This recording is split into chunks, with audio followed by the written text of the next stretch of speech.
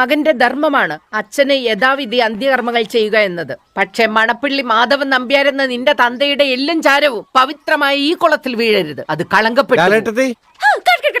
എന്താടാ? ഒരു മിനിറ്റ്, അമ്മച്ചിക്ക് പ്രാന്തായ എന്താന്ന് കാലത്ത് ഒരേ ഇളക്കങ്ങള്. അസൂയ സൂയിക്കണില്ലല്ലേ? എന്റെ കല്യാണം കഴിഞ്ഞ് 42 വർഷമായിട്ട് നിന്റെ ആ കേരള കോൺഗ്രസ് തന്ത ഒരിക്കൽ പോലും എന്നോട് ചോദിച്ചിട്ടില്ല എന്ത് ജാൻസി സുഖാണോന്ന്. ഇക്കണ്ട വർഷം മുഴുവൻ 3 നേരം മൂക്കുമുട്ട തിന്നിട്ട് നീ എന്തെങ്കിലും പറഞ്ഞിട്ടുണ്ടോ അമ്മച്ചി ഭക്ഷണം നന്നായിട്ടുണ്ടെന്ന്?